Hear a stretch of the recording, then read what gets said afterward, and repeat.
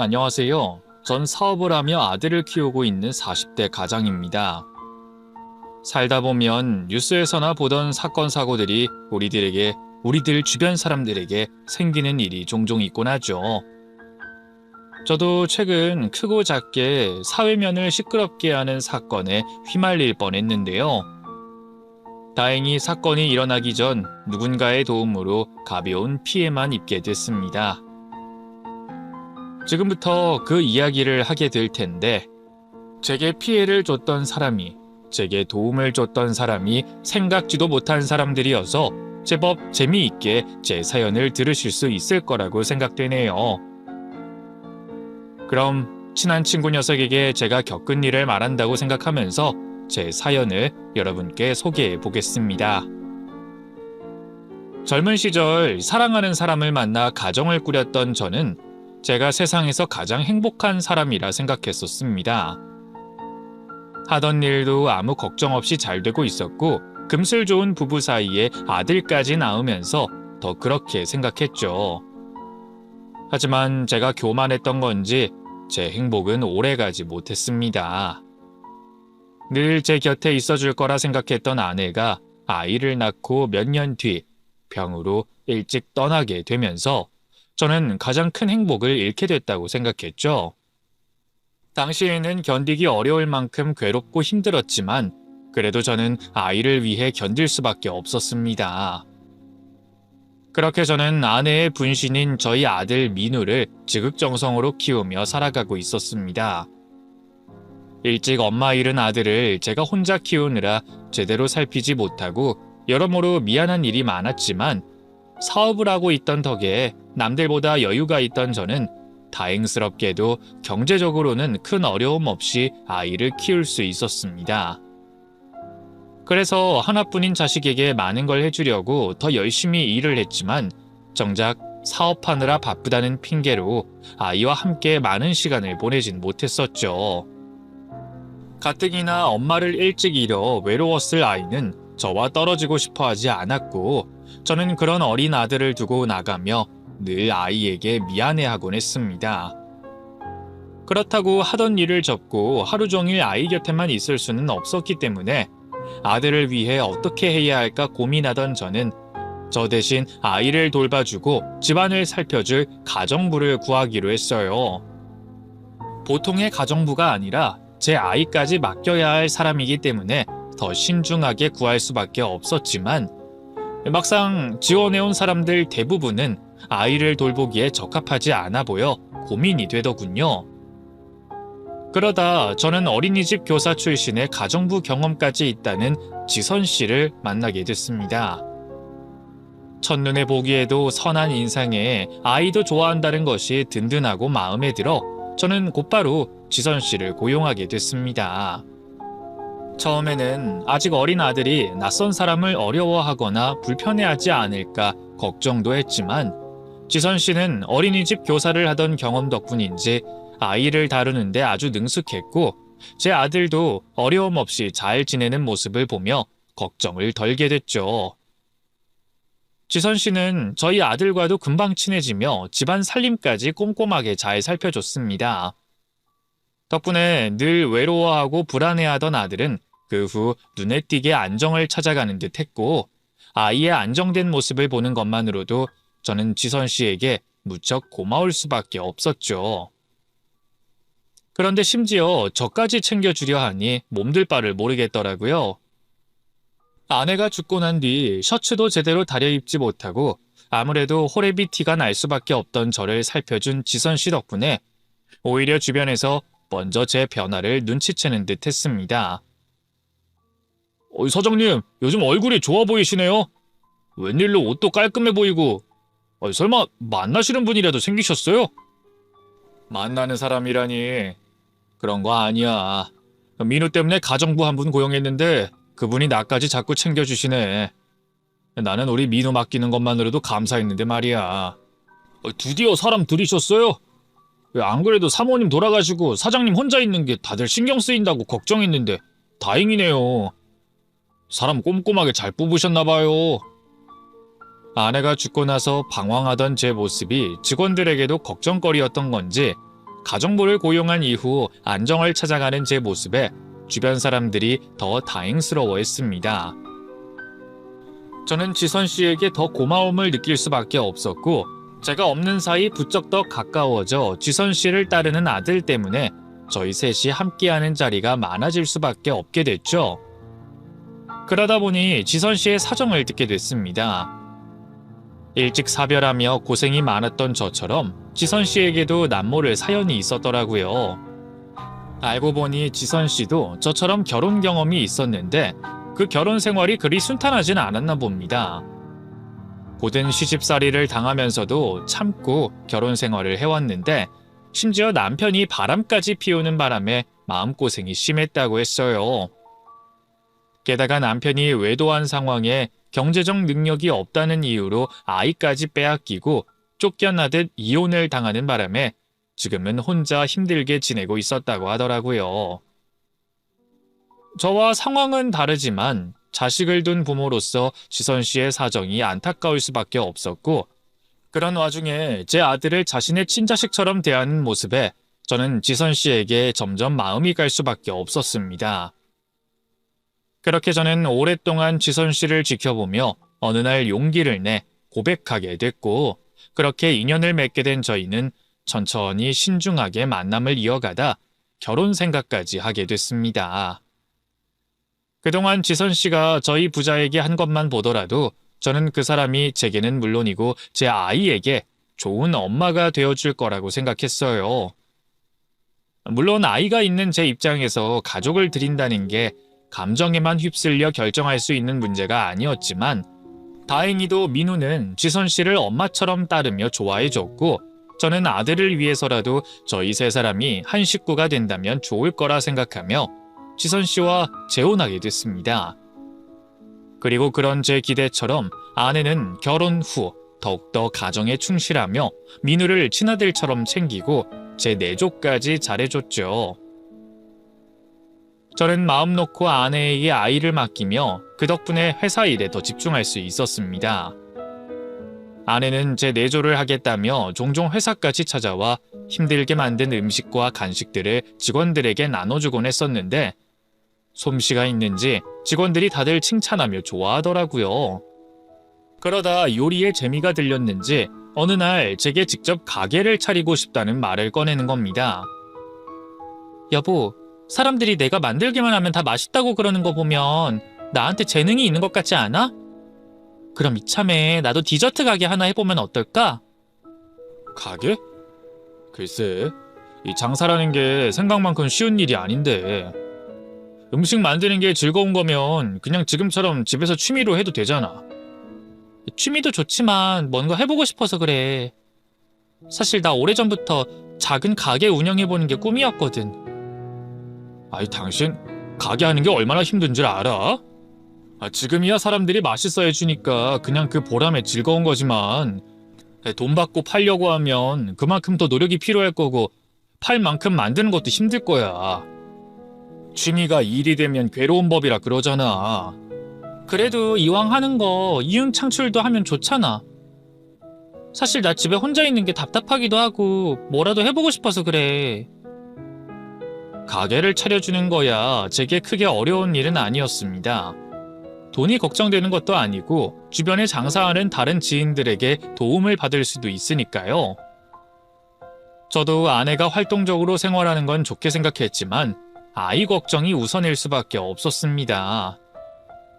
제가 결혼을 결심하게 된 이유는 아이 문제가 가장 컸는데, 아내가 가게를 운영하게 돼서 아이에게 소홀해지는 건 싫었거든요. 그리고 당신이 가게 차리면 우리 민우는 어떡하려고. 내가 민우를 챙길 수 없어서 그만큼 더 당신을 믿고 있는 건데, 당신까지 바빠져 버리면 민우가 더 외로워질 거 아니야. 아니야, 그런 건 걱정 안 해도 돼. 내가 설마 우리 민우 두고 가게를 더 챙기려고 하겠어? 어차피 민우가 어린이집에 다니고 있으니까 그 시간에 할 일도 없고, 그러니까 민우 없는 오전 시간에 가게에 가서 디저트 다 만들어주고 오후에는 알바생한테 맡겨서 판매만 하면 되잖아. 그럼 오전 일만 끝내고 민우 챙길 수 있고, 민우 관련으론 전혀 걱정할 일 없어. 내가 설마 그런 생각도 안 했을까 봐? 그렇다면 뭐 나도 걱정이 덜하긴 하지만 그럼 당신이 가게 꾸리면서 살림에 애까지 보느라 너무 힘들지 않을까? 우리 형편에 당신이 꼭 돈을 벌어야 하는 것도 아니고 나는 그냥 당신이 편안한 상태에서 민우를 맡아줬으면 싶었는데 내가 당신처럼 힘들고 어려운 일 하는 것도 아니고 작은 가게 운영하는 건데 크게 어려운 게 있겠어? 나도 큰 돈 벌겠다는 게 아니라 소소하게 사회생활 해보고 싶다는 거고 우리 민우한테도 집에만 있는 엄마보다는 일하는 멋진 엄마로 보이고 싶고 내가 번 돈으로 우리 민우 선물도 사주고 싶어서 그래. 살림이나 아이 문제로 걱정시키는 일 없게 할게. 아내는 걱정하는 제게 민우를 챙기는데 소홀함이 없도록 다 생각해뒀다며 그럴듯하게 얘기를 했고 저는 그 말에 아내를 믿고 아내에게 디저트 가게를 차려주기로 했습니다. 그런데 마침 저희 회사 근처에 목 좋은 가게 자리가 나왔더라고요. 이전에도 비슷한 가게를 하던 곳이라 검증도 됐고 지나다니는 유동 인구도 많아서 손님 없을 걱정은 없을 것 같았죠. 그래서 딱 맞다 싶어 그곳에 가게를 내어줄까 했더니 아내는 무슨 생각인지 이런저런 이유를 들며 다른 먼 곳에 가게를 잡겠다고 했습니다. 거기는 권리금도 너무 높고 그리고 나는 나 혼자 적당히 만들어서 팔고 싶은 건데 유동 인구가 많아서 너무 장사가 잘 되면 그것도 그것대로 곤란해. 권리금은 어차피 나갈 때 받을 수 있는 거고 돈 걱정은 안 해도 되는데 그리고 장사가 잘 되면 오히려 좋은 거지 뭐가 문제야. 장사 잘 돼서 매진되면 아르바이트생 오래 안 써도 되고 당신이 더 힘들 것도 없잖아. 그래도 난 좀 그래. 내가 알아봐둔 곳이 있는데 나는 거기가 마음에 들어서 그래. 그러니까 가게 위치는 내가 알아서 할게. 아내가 장사 같은 걸 해본 적이 없어서 그런 건지 이윤 계산보다는 자기가 하고 싶은 대로 하겠다고 하는 게 저로서는 이해되지 않았지만 애초에 큰 결과를 바라고 시작하는 일이 아니었기에 결국 아내가 원한다는 자리에 가게를 차리게 됐습니다. 그리고 아내도 처음에는 저와의 약속대로 아이도 잘 챙기고 집안일에도 문제없이 잘해나가는 모습을 보여줬어요. 하지만 얼마 지나지 않아 점점 약속을 지키지 않고 집안일에 소홀해가는 아내에 실망하게 됐습니다. 오전에만 가게를 돌보고 아이를 우선으로 챙기겠다던 아내는 가게 일이 많은지 점점 늦어지는 시간이 많아지고 결국엔 민우를 데리러 가야 하는 시간에도 늦으면서 어린이집에서 제게 연락이 오기도 했었죠. 그러니 저로서는 처음 약속과 다른 아내의 행동에 당황스럽고 화도 날 수밖에 없었습니다. 당신 요즘 정말 왜 그래? 처음에 분명 가게 운영해도 민우는 제대로 챙긴다고 했었잖아. 근데 지금 민우 제때 데리러 못 가서 어린이집에서 나한테 전화 온 게 몇 번째야. 민우는 엄마 기다리다가 지쳐서 울고. 이건 아니지 않아? 미안해.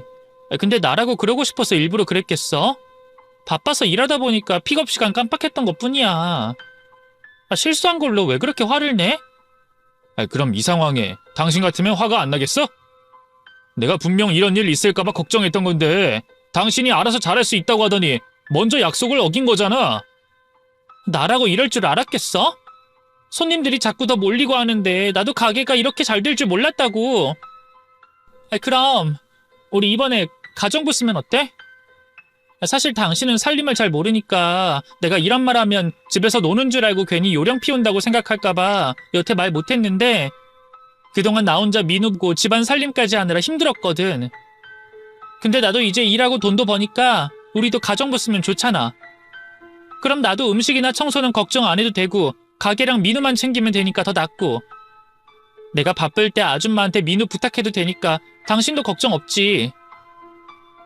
아내는 가게가 너무 바빠서 어쩔 수가 없었다며 제게 가정부를 구하자고 말했습니다.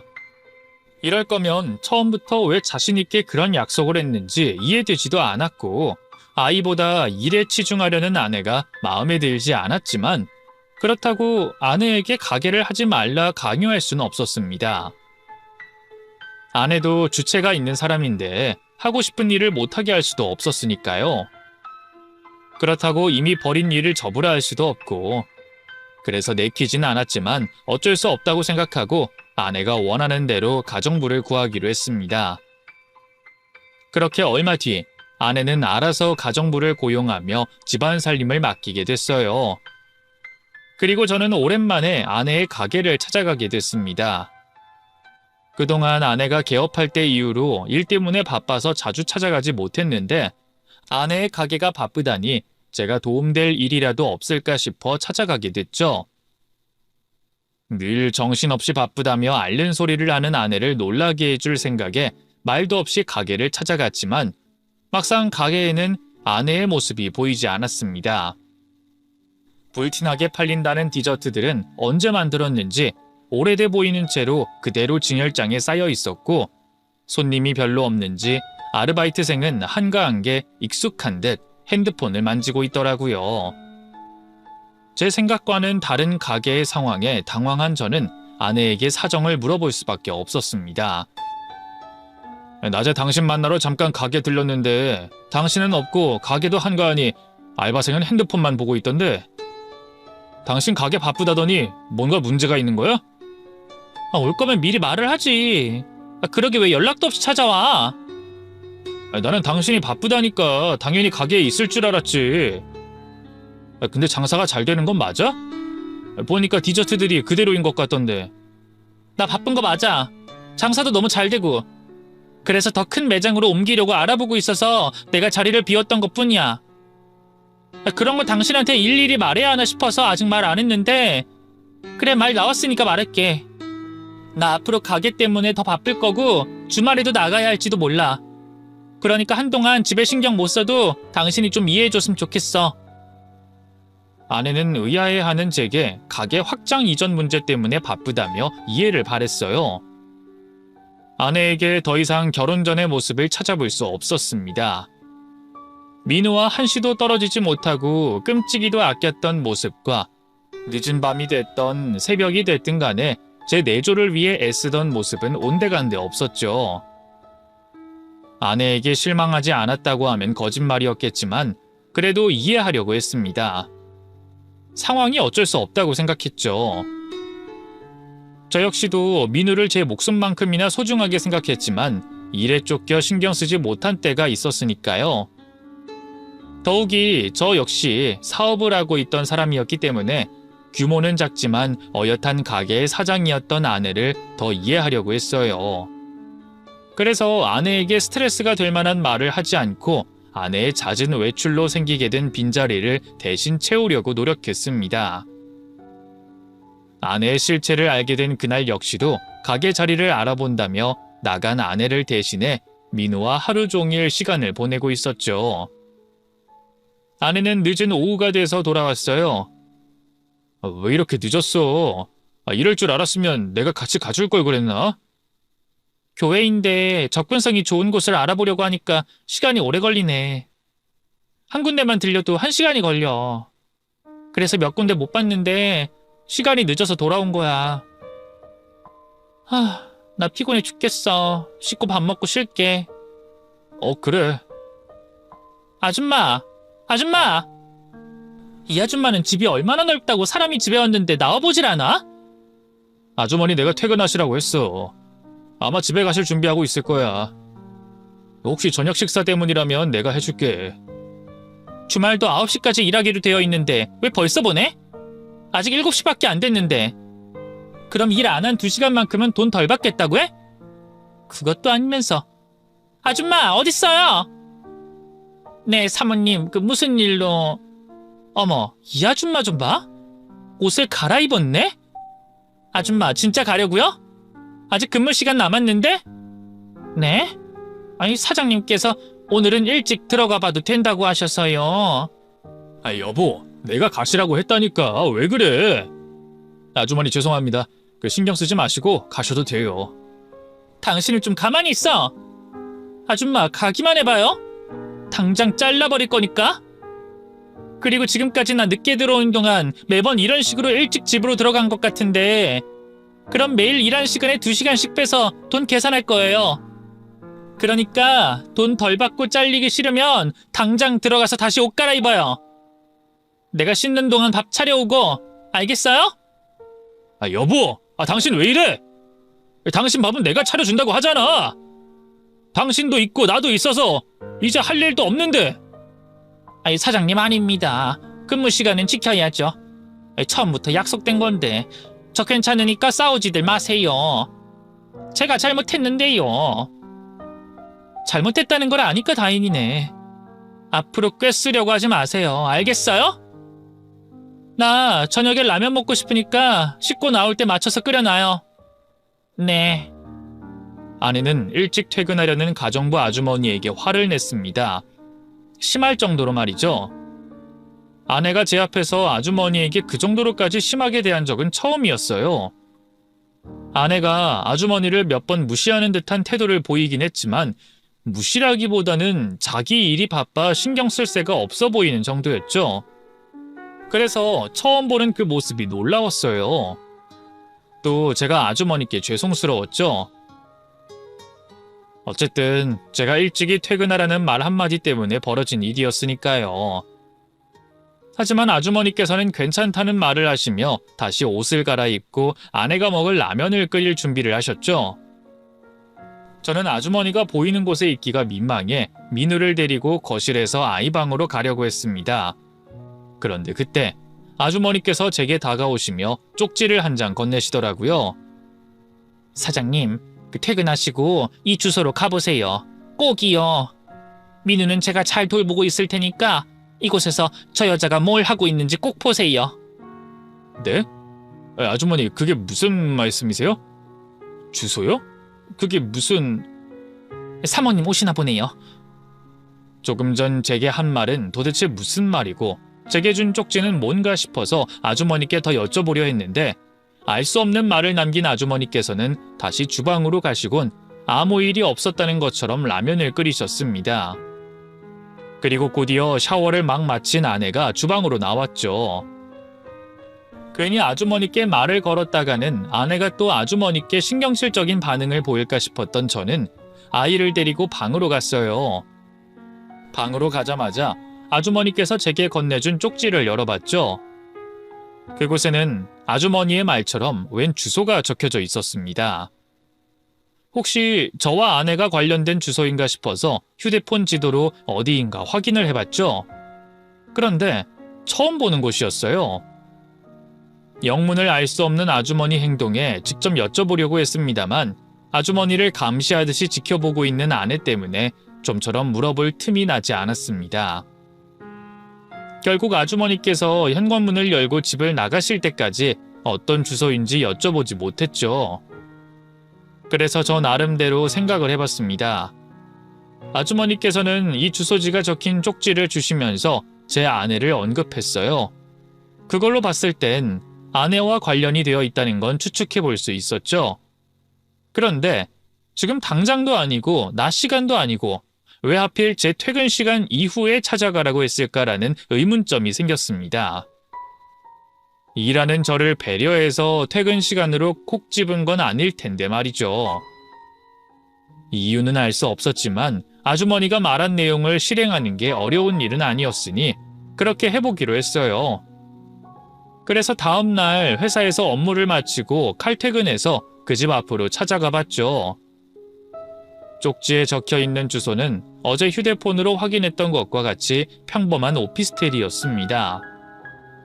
네모나게 지어진 오피스텔은 가운데 중앙부가 뚫려 있어 동서남북 어느 쪽이든 같은 층 복도를 확인할 수 있는 구조였죠. 전 엘리베이터 반대편에 자리를 잡고 쪽지에 나와 있는 호수 쪽을 지켜보고 있었어요. 그러다 시간이 조금 지났을 무렵 그곳에서 익숙한 사람을 보게 됐습니다. 아주머니가 말한 것처럼 아내가 그곳에 등장했어요. 그런데 아내 옆에 웬 남자가 한 명 있었습니다. 저는 그 남자를 보고 더 놀랄 수밖에 없었어요. 제 아내만큼이나 익숙하고 자주 보는 사람이었으니까 말이죠. 바로 제 직원 중 한 명인 사람이었습니다. 회사 자금 관리를 맡아오던 부서의 팀장인 직원이었죠. 두 사람은 굉장히 다정한 모습이었어요. 다정한 모습을 한 채 쪽지에 적혀져 있었던 주소지의 호수로 들어가고 있었죠. 한 공간으로 들어가고 있는 두 사람의 모습을 보니 아주머니께서 왜 저에게 이곳을 알려준 건지 알겠더군요. 아주머니께서는 아내의 외도를 제게 알려줬던 거였습니다. 그런데 아내와 회사 직원의 외도 장면을 직접 확인하고도 뭘 할 수가 없겠더라고요. 충격이 너무 크기도 했고 제가 뭘 어떻게 해야 하나 싶기도 했습니다. 처음 겪고 생각지도 못한 일이라서 그런지 혼란스러워 어떻게 할 줄 모르고 있었죠. 당장 그 자리를 피하고만 싶었어요. 그래서 떨리는 가슴을 부여잡고 집으로 돌아갔습니다. 제가 집으로 돌아오자 아주머니께서는 제 놀란 얼굴을 보시곤 예상하셨다는 듯한 표정을 짓고 계셨어요. 제게 물 한 잔을 건넨 뒤 다른 말 없이 곁에 계셨죠. 저는 아주머니께 이게 어떻게 된 일인지 묻게 됐습니다. 언제부터 알고 계셨던 거예요? 아니, 어떻게 아신 거예요? 숨부터 고르세요. 전부 다 말씀드릴 테니까요. 그리고 우선 죄송하다는 말씀부터 드릴게요. 다 알면서도 어제까지 모른 척하고 있었으니까요. 그런데 이해해 주세요.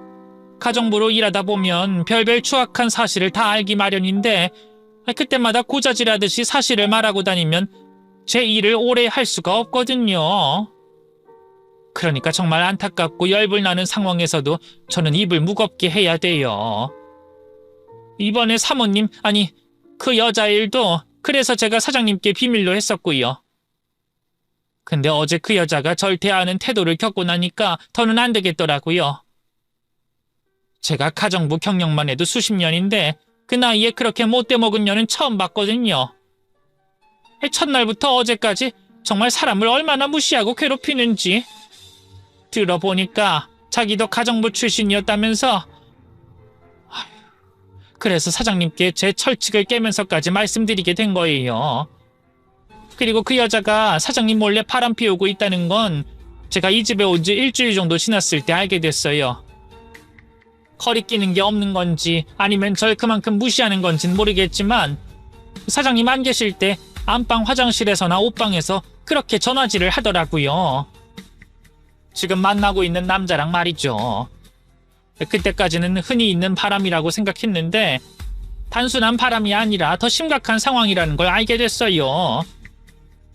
이 바람 피우는 상대가 사장님 직원이라는 건 진작에 알아서 그러려니 했는데 우연히 보게 된 톡 대화 내용을 보니까 대수롭지 않게 생각할 만한 일이 아니라는 걸 알았죠. 두 사람 사장님 회사 돈 가지고 자기들 놀고 먹고 만나는데 쓰고 있었어요. 사장님 돈으로 자기들 데이트 비용 쓰는 걸 가지고 하하호호 하고 있었다고요. 그럼 그 주소는요? 주소는 어떻게 하신 겁니까? 그 오피스텔도 사장님 돈으로 계약했다고 웃고 떠들면서 좋아하길래 혹시나 싶어서 제가 톡 대화방에 나와 있는 주소를 적어놨었죠. 그러다 어제 그 여자가 제게 하는 걸 겪고 더러워서 더 이상 일을 못하겠다 싶어서 그만둘 생각하고 사장님께 주소가 적힌 쪽지 드린 거고요. 그래서 말인데 사장님, 저 이제 일 그만두겠습니다. 이제 사장님도 그 여자랑 이혼하시든 싸우시든 뭘 하셔도 하실 텐데 그럼 제가 그 여자 눈치가 보여서 어떻게 이 집에 있겠어요. 또 제가 눈치 안 본다고 해도 그 여자 성격에 가만히 있지 않을 것 같기도 하고요. 그러니까 다른 가정부 찾아보세요. 갈수록 태산이라는 말이 이런 건가 싶었습니다. 아내와 부하 직원의 외도도 감당하기 힘든 상황인데 그 상황에 회사 돈을 횡령해 데이트 비용으로 쓰고 있다는 걸 알게 됐으니까 말이죠. 그런데 그렇게 정신없는 상황에서도 아주머니께서 일을 그만두시면 안 된다는 생각이 들었습니다. 아내와 부하 직원의 관계가 회사 돈 횡령을 증명할 증거를 찾으려면 제가 밖으로 다녀야 할 텐데 그럼 민우를 봐줄 사람이 필요했거든요. 또 증거를 찾기 위해 밖으로 나다니는 저를 아내가 의심하지 않게 해줄 내부 조력자가 필요했습니다. 집안 사정을 잘 알고 있는 사람이 말이죠. 그 모든 것에 딱 맞는 사람이 당시 가정부 아주머니였어요. 하지만 강요할 수는 없었습니다. 아주머니께서도 아내의 무시와 괴롭힘이 괴로워서 그만두겠다고 한 거였으니까요. 그래서 조심스럽게 여쭤보게 됐죠. 죄송합니다. 그동안 열심히 일해주셨는데 제 아내에게 그런 일을 당하시는 걸 모르고 있어서요. 또 감사합니다. 모른 척 그만두셔도 되셨을 텐데 전부 다 말씀해 주셔서. 월급은 원래 드리기로 한 금액에서 더 넣어드리겠습니다. 제 아내가 한 행동이라고 하나 어쨌든 저에게도 책임이 있으니까요. 아유, 그러시지 않으셔도 돼요. 돈 더 받자고 한 이야기도 아니고. 저도 화가 나서 복수하려고 꺼낸 말인데. 그리고 사장님 안색을 보니까 괜히 말했나 싶어서 죄송스럽기도 하네요. 그럼 모쪼록 일이 잘 해결되시길 바라겠습니다. 저 근데 조금만 더 일해주시면 안 되겠습니까? 제가 값은 후하게 드리겠습니다. 저 아내가 외도하는 증거도 잡아야 하고 부하 직원이 횡령한 돈도 파악해야 합니다. 그것도 아내와 부하 직원이 눈치채지 못하게 말이죠. 그러면 어쩔 수 없이 밖에서 있는 시간이 많아질 수밖에 없고 민우한테 신경을 전보다 못 쓰게 됩니다. 이런 상황에 아주머니마저 안 계시면 민우도 문제고 아내도 절 의심할지 몰라요. 또 민우를 믿고 맡길 만한 가정부분을 찾는 것도 쉬운 일이 아니고요. 그래서 힘드시다는 걸 알지만 정말 죄송하지만 조금만 더 저희 집에서 일해주시면 안 될까요? 부탁드립니다. 제 부탁을 듣게 된 아주머니께서는 당황해하시며 쉽사리 말을 꺼내지 못하셨습니다. 그러다 마음의 결정을 내린 듯 깊은 숨을 내쉰 다음 대답해 주셨죠. 아휴, 상황이 그렇다면 어쩔 수 없죠. 그럼 사장님께서 기다려달라는 만큼만 더 남아서 일하겠습니다. 안 그래도 제게 잘해주셨던 사장님 신경만 복잡하게 만들고 도망가는 것 같아서 마음이 불편했는데 제가 필요로 하다고 말씀하시니까 마음이 좀 낫네요. 또 짧은 기간이었지만 민우한테 정이 많이 들어서 이대로 갑자기 헤어지는 게 좀 아쉬웠기도 했고요. 그럼 앞으로는 사장님께서 밖으로 다니시는 거 그 여자한테 대충 둘러대면서 전 아무것도 모르는 척하고 있을게요. 감사합니다. 정말 감사합니다. 그리고 무리한 부탁드려서 죄송합니다. 이번 일 최대한 빨리 해결해서 아내에게 덜 시달릴 수 있게 만들겠습니다. 감사합니다. 아주머니를 붙잡을 수 있어서 정말 다행이었습니다. 이제 아내와 부하 직원에 대해서 회사 돈 횡령에 대해서 오로지 집중해 조사할 수 있었죠. 회사 돈 횡령에 대해서 알아보는 건 많은 서류를 봐야 하는 일이기도 했고 회사 자금을 감시 관리하던 팀장이 눈치채지 못하게 움직여야 했기 때문에 시간이 걸릴 수밖에 없었어요. 그래서 두 사람의 관계를 증명하는 증거를 먼저 찾아보기로 했죠. 아무래도 아내와 한 집에서 지내고 있었기 때문에 증거를 확보하는 게 쉬웠으니까요. 분명 아내의 휴대폰과 차량의 블랙박스에 두 사람이 불륜 관계라는 증거가 남아있을 거라고 생각했습니다. 그런데 아내도 호락호락하진 않더라고요. 휴대폰과 차량 블랙박스에서 두 사람의 관계를 증명할 어떠한 증거도 찾을 수가 없었습니다. 수상할 정도로 깨끗했어요. 너무 수상해서 의도적으로 데이터를 지웠다고 생각될 정도로 말이죠. 우선 아내의 휴대폰에는 외도 상대였던 부하 직원의 번호가 있었고 톡 친구도 등록이 되어 있던 상황이었습니다. 그런데 대화를 한 내역도 톡 대화방도 없더라고요. 분명 아주머니께서는 그 대화방에서 두 사람이 나눈 대화를 보셨다고 했고 제가 두 사람이 한 집으로 들어가는 걸 봤는데도 말이죠. 또 블랙박스의 경우 아내가 부하 직원을 만났을 거라고 예상되는 날짜와 시간에만 기록이 되어 있지 않았습니다. 수상한 장면이 없는 게 아니라 아예 기록 자체가 되어 있지 않았어요. 그렇다면 통화 기록과 대화방을 매일매일 지우고 블랙박스 전원과 SD카드를 빼놨다는 걸 의심해 볼 수 있었습니다. 제가 미행을 하거나 미행을 전문으로 하는 흥신소 사람을 두 사람에게 붙여야 하나 싶었는데 한 가지 아이디어가 떠올랐어요. 아내 차량에는 아내 몰래 제가 직접 소형 카메라를 설치하면 됐고 휴대폰 증거의 경우 아내 휴대폰을 실수로 망가뜨린 척하고 해킹 앱을 심은 휴대폰을 새로 선물하면 된다고 생각했죠. 두 방법 모두 불법적인 행동이라 법적 증거로는 채택이 되지 않는다는 걸 알았지만 상관은 없었습니다. 우선은 두 사람 앞에 두 사람의 관계를 증명할 수 있는 증거가 필요했어요.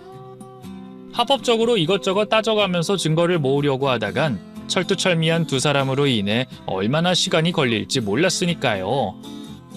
또 두 사람의 만남이 길어지면 길어질수록 횡령한 금액이 늘어날 테니 회사 피해만 커질 뿐이었죠. 그렇게 두 가지 계획 모두 제가 원하는 대로 이루어졌습니다. 아내는 의심하지 않았고 눈치도 채지 못했죠. 그렇게 두 사람의 관계를 입증할 증거를 계속 모아갔고 저는 언제부터 얼마만큼의 회사 자금이 횡령됐는지 알아가게 됐습니다. 그러다 두 사람의 대화를 통해 외도와 횡령 이상의 엄청난 계획이 있다는 걸 알게 됐죠. 근데 진짜 오빠 계획대로 가능한 거야? 진짜 그 큰 돈을 아무 문제 없이 빼돌릴 수 있어? 내가 저번에 다 설명해 줬잖아. 그리고 내가 불가능한 이야기를 너 자꾸 몇 시간 동안 진지하게 했겠어? 프로포즈까지 하면서? 그래도 지금처럼 몇백 몇천을 빼돌리는 게 아니라 수십억 수백억이라고 하니까 믿어지지 않아서. 물론 아예 안 들키진 않겠지. 뭐 지금처럼 우리 둘이 즐기는데 필요한 정도의 돈이 아니라 어느 회사든 폭삭 주저앉을 정도의 금액이긴 하니까. 근데 우리가 그 돈 들고 튀었다는 걸 들켰을 땐 우리가 한국에 없을 텐데 무슨 걱정이야? 돈은 이미 비밀 계좌에서 차명 계좌로 세탁을 한번 돌렸을 거고 혹시 모르니까 코인으로 바꾸기까지 할 건데 또 위조 여권으로 우린 다른 사람이 되어 있을 거라니까. 다른 사람이 돼서 그 돈으로 필리핀, 베트남, 중국 등등 여러 나라 돌아다니면서 즐기면 돼. 그런 곳에서 사람 찾기 엄청 힘들어.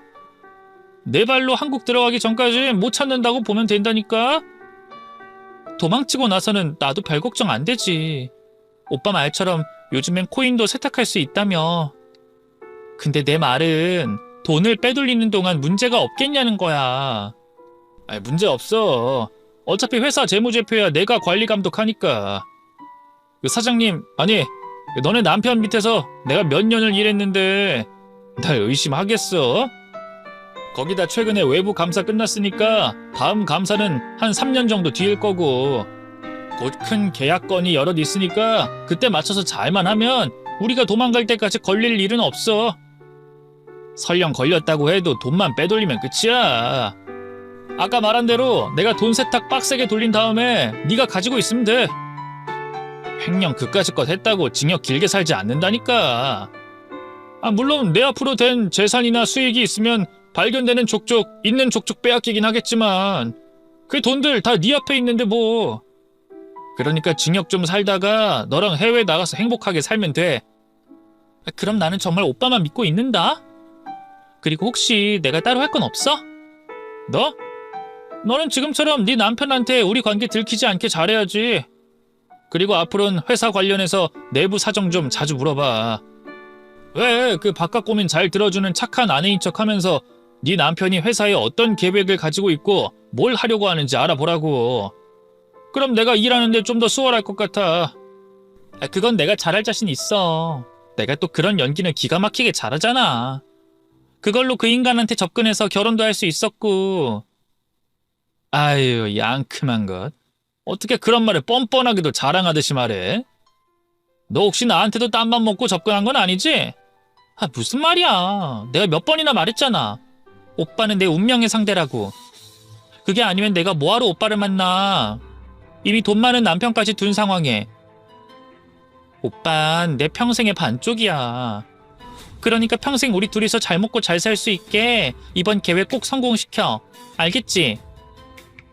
기가 막히게도 두 사람은 제 회사를 아예 무너뜨릴 생각을 하고 있었습니다. 회사 자본금과 계약금 모두를 빼돌려 해외로 도망갈 생각을 하고 있었어요. 거기다 돈을 빼돌린 후에는 경찰에게 잡혀도 상관없다는 뻔뻔한 태도를 보이고 있었죠. 순간 아찔한 생각이 들었습니다.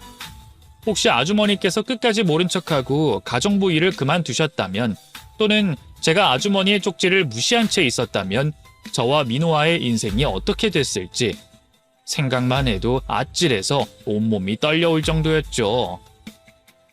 이젠 지체할 틈이 없었어요. 부하 직원이 더 많은 회사 자금을 빼돌리기 전에 막아야 했죠. 그래서 이제까지 확인해뒀던 횡령 증거들을 가지고 경찰에 신고했습니다. 부하 직원에 대한 개인적인 수사는 필요하겠지만 횡령에 대한 정황과 증거는 이미 제가 잘 정리해 경찰에게 제출했기 때문에 곧바로 사건으로 접수가 됐고 수사가 시작됐죠. 아내의 상간남이자 제 회사 부하 직원은 증거인멸과 도피의 우려가 있어 구속 수사를 받게 됐습니다. 저 역시 증언을 위해 경찰서를 들락거리게 됐고요. 상간남이 횡령으로 인해 구속 수사를 받자 아내는 굉장히 당황한 모습을 보였습니다. 가게를 옮기는 일로 정신이 없다던 사람이 하루 종일 집안에 붙어서 누가 봐도 걱정이 한가득한 얼굴을 하고 있었죠. 저도 얼마간은 아무것도 모르는 척하며 불안해하는 아내의 모습을 즐겼습니다. 그러다 이렇게 시간을 끄는 제 행동이 아들 민우에게 좋을 게 없다고 생각됐어요. 아내와는 결국 이혼을 택하게 될 테니 말이죠. 그래서 아내에게 모든 걸 밝히고자 또 이혼을 요구하고자 민우를 어머니께 맡기고 일하시던 아주머니께도 그날은 오지 않으셔도 된다고 했습니다. 그런데 어머니께서는 웬일로 오신 거야? 사전에 아무 말씀도 없이. 내가 민우 좀 맡아달라고 했어. 당신한테 할 말 있거든. 할 말? 뭐길래 민우까지 어머님께 맡긴 거야? 당신이 먼저 이실 짓고 할래? 아니면 내가 말할까? 뭘? 이실 짓고라니? 내가 무슨 거짓말이라도 하고 있다는 거야? 이렇게까지 말했는데 거짓말하려고? 나 거의 다 알고 있는데. 당신이 요즘 왜 불안에 떨고 있는지, 가게 때문에 바쁘다며 매일같이 집을 나가던 사람이 왜 집에 붙어 있는지 나 다 알아. 그거 김 팀장 때문이잖아. 지금 수사받고 있는 김 팀장. 여보, 당신이 그걸 어떻게... 내가 어떻게 알게 됐는지가 중요해? 당신이 무슨 짓을 저질렀는지 그게 중요하지. 당신이 김 팀장과 불륜 사이라는 건 당연히 알고 내 회사 돈 횡령해서 두 사람 데이트 비용에 썼다는 거, 또 두 사람이 내 회사 아예 망하게 만들고 해외로 도피하려고 했다는 정도 알고 있어. 아, 그리고 당신, 나는 돈 보고 일부러 접근한 거고 김 팀장한테는 진심이라며? 평생의 반쪽이라고 했던가? 어쨌든 대충은 다 알아. 여보, 미안해. 내가 잘못했어. 근데 나 그 사람한테 진심은 아니었어. 그냥 만나고 있으니까, 둘이 같이 있으니까 그런 말들을 했던 거지. 그냥 순간적인 감정의 실수로 저질러버린 관계였다고. 제발 내 말 믿어줘. 나 범죄 저지를 만한 배짱 없는 거 당신이 제일 잘 알잖아. 당신이 그럴 만한 배짱이 없다고? 날 처음 만났을 때부터 거짓말했던 당신이? 지금도 과거에도 바람 피운 당신이? 내가 당신 뒷조사도 안 해봤을 줄 알아? 나 당신이 김 팀장과 바람 핀다는 걸 알고 나서 모든 걸 믿을 수가 없었어. 당신이 나한테 설명했던 과거까지 말이야. 전 남편 바람 때문에 이혼했다는 사람이 어떻게 똑같은 짓을 할 수 있어? 그것부터 말이 안 된다고 생각했지. 그래서 당신 전 남편을 찾아봤어. 찾고 나서는 직접 찾아가서 무슨 일이 있었는지 듣게 됐고. 당신 나한테 했던 말 전부 거짓이던데. 시집살이는 당한 적도 없고 아이가 있는 상황에 바람을 피웠던 사람은 당신이었던데. 당신 전 남편이 용서해주겠다는 말에도 아이가 당신 발목을 잡아도 뿌리치고 그때 만나던 남자 선택했다며.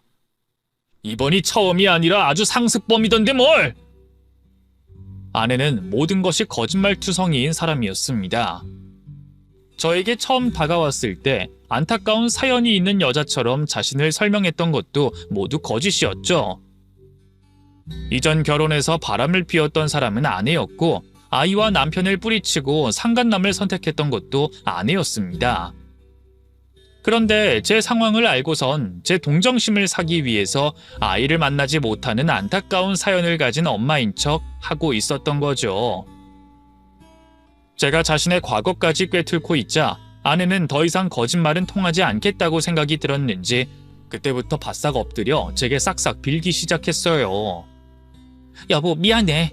내가 당신을 속인 게 맞아. 근데 당신이 내 마음속에 조금 더 없었던 건 아니야. 민우도 그렇고 같이 살면서 정이 생기긴 했어. 다만 내가 당신에게 받는 사랑이 너무 당연하다고 생각이 들어서 내 못된 버릇이 또 튀어나와서 그 짓을 또 해버린 거야. 정말 미안해. 근데 이번만 용서해주면 나 새 사람으로 다시 태어난다고 약속할게. 당신한테도 우리 민우한테도 좋은 아내, 좋은 엄마가 돼서 정말 열심히 살아갈 거야. 남자 따윈 쳐다보지도 않을 거라고. 그러니까 제발 용서해줘. 내가 이렇게 빌게. 민우 또 엄마 잃을 순 없잖아. 나랑 민우 사이에 문제 없다는 거 당신도 알잖아. 그러니까 제발 날 용서해줘. 자기 입으로도 버릇이라 말하는데 나보고 그 말을 믿으라고? 제 버릇 걔 못 준다는 말은 괜히 나온 줄 알아? 당신 같은 여잔 평생 안 고쳐져. 매를 맞든 벌을 받든 감옥에 가든 이 남자 저 남자 만나고 다니는 건 절대 안 고쳐질 거라는 거 안다고. 그리고 민우, 당신 같은 더러운 여자 입에 함부로 올리지 마. 당신 때문에 내 아들 한 번 더 아픈 일 겪어야 해. 당신이 그 더러운 짓 하고 다녀서 내 아들은 또다시 엄마를 잃게 됐다고, 이 쓰레기 같은 년아! 나한테 용서 바라지 말고 앞으로 네 인생이나 걱정해. 곧 있으면 너도 경찰 조사 받게 될 거야. 너희들이 세운 범죄 계획은 내가 불법적으로 증거를 수집해서 죄를 물을 순 없지만 김 팀장이 횡령한 죄는 물 수 있거든. 그럼 그 돈을 같이 쓴 너도 책임이 있고. 너 그 돈 어떤 돈인지 알면서 쓰고 있었잖아. 내 회사 돈이라는 걸 알면서. 그걸로 수사 받을 거고 처벌도 받겠지. 처벌받은 뒤에는 내가 손해배상 청구할 테고. 아, 그 전에 나 당신이랑 혼인 취소 소송하려고.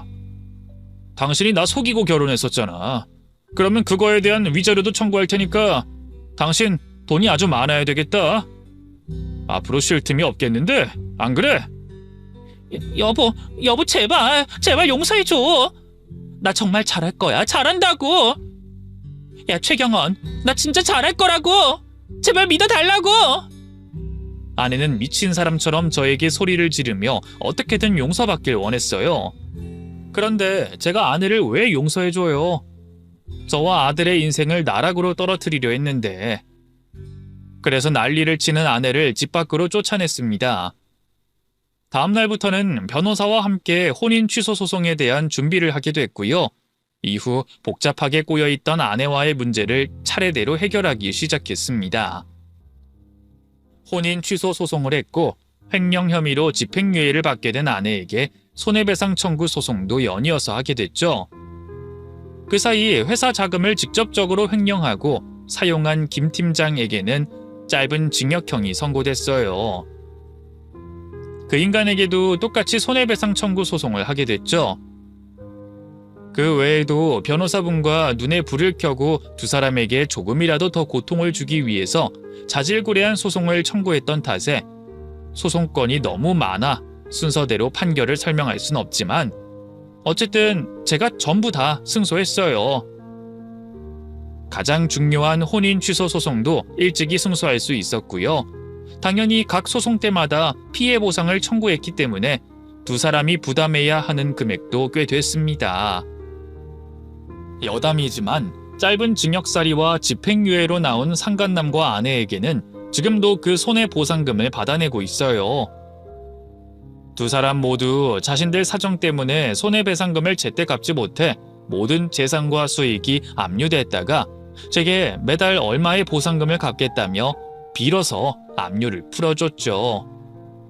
부하 직원이었던 김 팀장은 횡령 사건으로 제대로 된 회사에 다닐 수가 없어 일용직을 전전하고 있고 아내는 원래도 제대로 된 직업이 없던 상황이라 두 사람 모두 청구된 손해배상을 갚아가는데 힘들어하고 있습니다.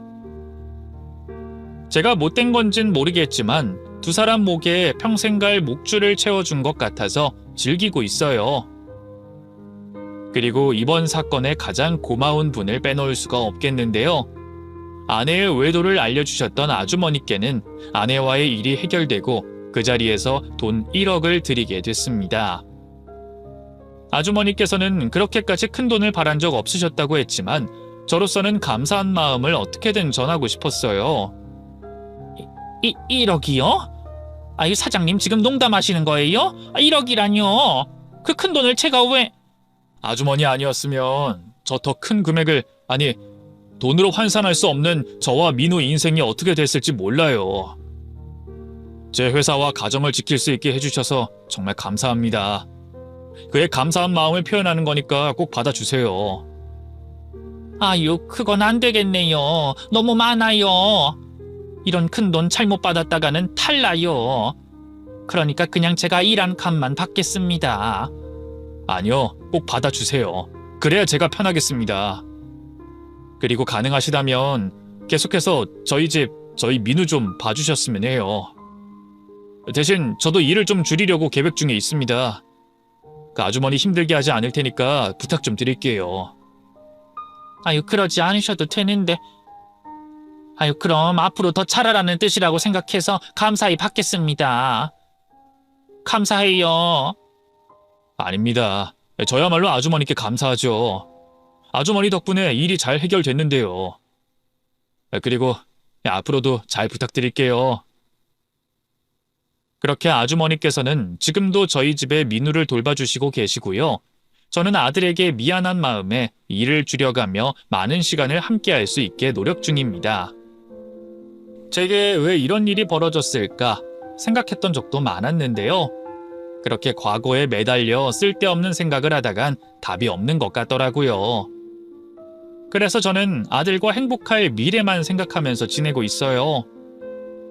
제가 겪은 일을 웃으며 넘기려고 하는 중이라 이렇게 여러분께 사연으로 소개하게 됐네요.